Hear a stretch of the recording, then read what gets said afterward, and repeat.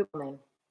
Welcome to Wellston Congregational Church live stream YouTube video. I am going to share with you this morning our sermon for today, the sermon for Sunday, May 17th, the Spirit of Truth.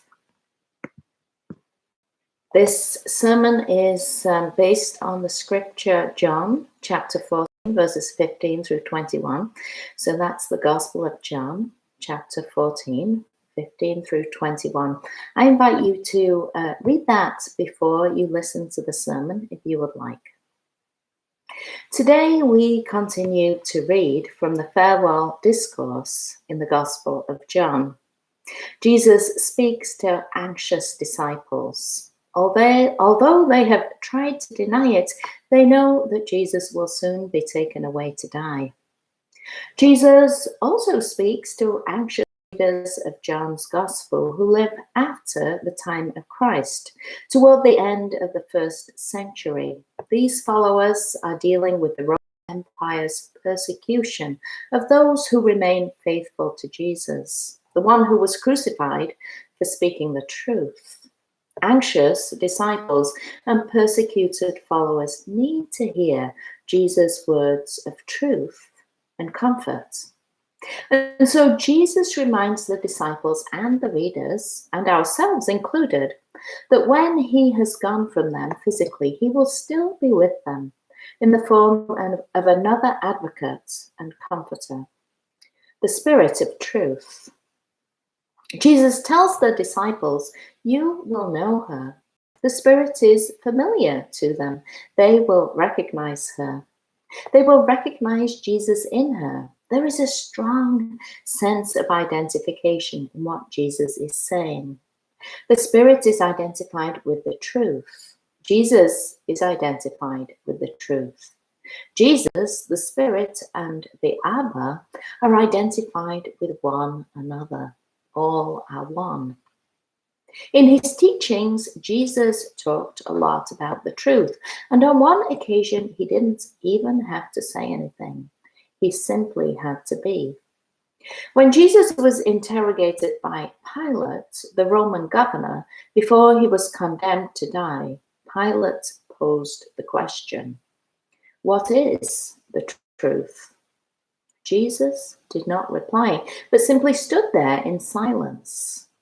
Jesus had already told the disciples, "I am the truth." Jesus is seen to be the truth of God in his healing and teaching ministries, his recognition of those who were ignored. He is seen to be the truth by putting the most vulnerable at the center, the sick, the elderly, children, and the poor. He is seen to be the truth in his silent witness to Pilate and the others who condemn him. There were many opportunities for Jesus to talk his way out of crucifixion. There were opportunities to cease speaking the truth in the temple, to lift up the hopes of cease lifting up the hopes of the poor and oppressed, to refrain from the message that God desired a better life for them. But Jesus refused to do it.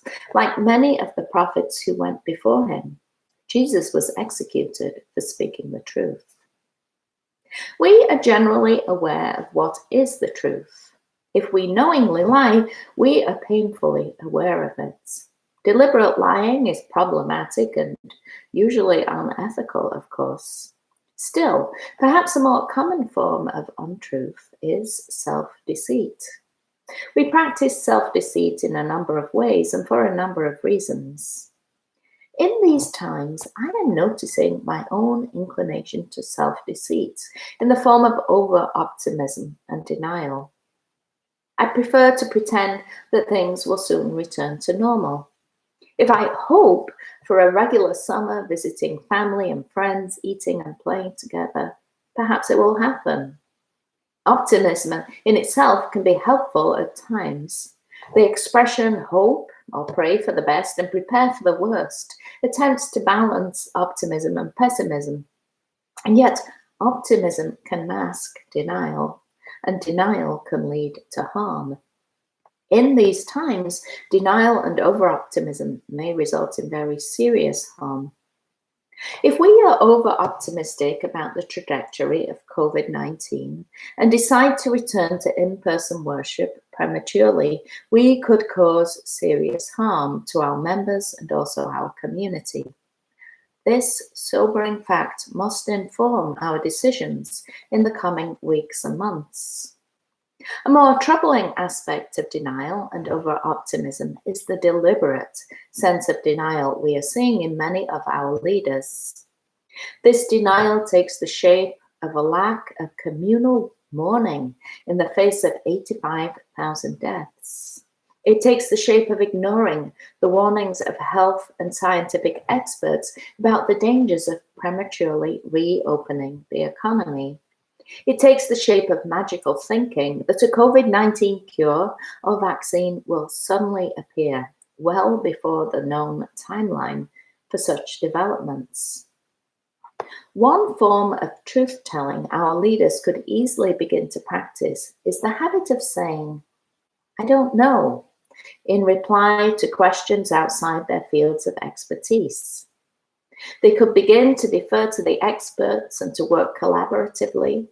Being truthful means being humble, and humility is sadly lacking in many leaders in these times.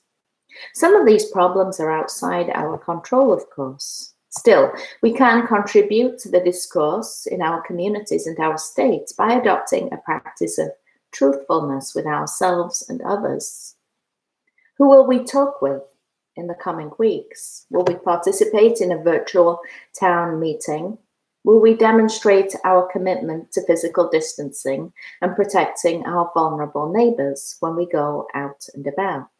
Will we, as a church, remain mindful to the number of vulnerable ones in our congregation as we discuss a timeline toward coming back together for in-person worship?